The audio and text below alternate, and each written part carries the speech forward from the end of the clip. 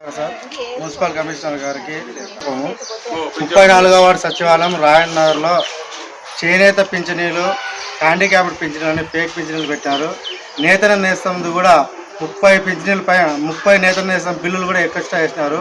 ఒకటే door number పైన 4 నేతన నేస్తం బిల్లులు పడినాయి. అది కాక అనేక రకాలుగా మగ్గం కూడా తెలియని వాళ్ళు కూడా మగ్గం బిల్లులు పడినాయి.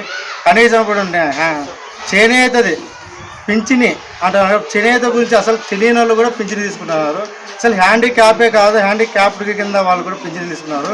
ఈ రాజశేఖర్ సారు సచివాలయం 34 సచివాలయం రాజనగర్లో, అట్లే శ్రావళి సారు దీనికి అంత కారణము. కనీసం అంటే 24,000 బిల్లులు పడినాయి కాబట్టి ఒక్కొక్కరి కింద ₹1,00,000 లబ్ధి పొందినారు 5 ఏళ్ళ కాను. ఆ ₹1,00,000 లబ్ధి పొందిన వాళ్ళకి ఒక్కొక్కటి 30 పైన పడినాయి కాబట్టి 30 నేత నేస్తం బిల్లులు ఎక్స్ట్రా పడినాయి కాబట్టి దానికి 30 లక్షలు.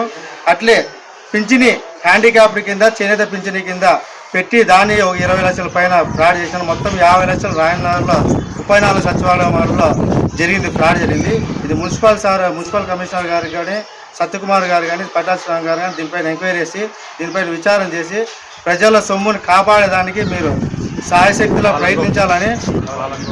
బాలంగోపాల్ కూడా దీంట్లో లెక్కలు తీసుకొని ఒక్కొక్క బిల్లుకు పడుకో నిలబెట్టించి డబ్బులు ఇస్తే నీకు డబ్బులు ఇస్తాం, సగానికి సగం 12,000 24,000 పడితే 12,000 మాకి 12,000 మీకే అని మాట్లాడి శ్రావళి సారు, బాలంగోపాల్, సచివాలయం రాజశేఖర్ రెడ్డి సారు వీళ్ళంతా కలిసి ఫ్రాడ్ చేసినారు.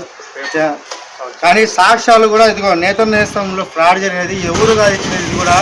కనీసం అంటే వాలంటరీ వ్యవస్థ ఏదైతే ఉందో ఆ వాలంటరీ వ్యవస్థని మేము అడిగితే వాళ్ళు కూడా చూపిస్తే మేము ఇంటింటికి పోయి చూపిస్తే మళ్ళీ మీరు ఫేక్ వీడియోలు చేసినారు, ఫేక్ బిల్లులు చేసినారు, ఫేక్ హ్యాండిక్యాప్డ్ ఇచ్చినాడు, ఫేక్ చేనేత బిల్లులు ఇచ్చినారని మేము అంతా వాళ్ళంతా అడిగితే వీళ్ళంతా సార్ మీరు చెప్పిన కరెక్టే, 24,000 బిల్లు దొంగ బిల్లులు పడడం కరెక్టే, హ్యాండిక్యాప్డ్ కింద పింఛనీళ్ళు తీసుకోవడం కరెక్టే, మళ్ళా పింఛనీళ్ళు మామూలుగా చేనేత పింఛనీళ్ళు కూడా తీసుకోవడం కరెక్టే సార్, మీరు చెప్పిన కరెక్ట్గా మేము ఒప్పుకుంటున్నాం సార్ అని వాళ్ళు కూడా సాక్ష్యంగా చెప్పారు.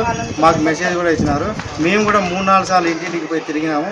ఏమో డబ్బులు అడిగినారని ప్రతిసారి డబ్బులు 4,000 3,000 ఇది కాక 30 పింఛనీలు 30 నేత నేస్తం బిల్లులు కాక హ్యాండిక్యాప్డ్ పింఛనీలు కాక మిగతా దాంట్లో కూడా డబ్బులు ఇప్పించుకొని డబ్బులు ఎగురగొట్టినారు వీళ్ళంతా. ఇట్లా ఫ్రాడ్ జరుగుతుంది. 50 లక్షలే కాదు అనేక రకాలుగా జనాలు ఇబ్బంది పెట్టినారు. ఇక్కడ రాయనగర్లో సచివాలయ సిబ్బంది ఏదైనా మాట్లాడితే వాళ్ళు రాలేదు వీళ్ళు రాలేదు అంటే టయానికి రారు. 10 గంటలైనా కానీ ఇంకా ఈరోజు వాకిలు తెరచడం కానీ తెచ్చలేదు. పింఛనీ ఇవ్వమంటే అది లేదు ఇది లేదు అంటున్నారు.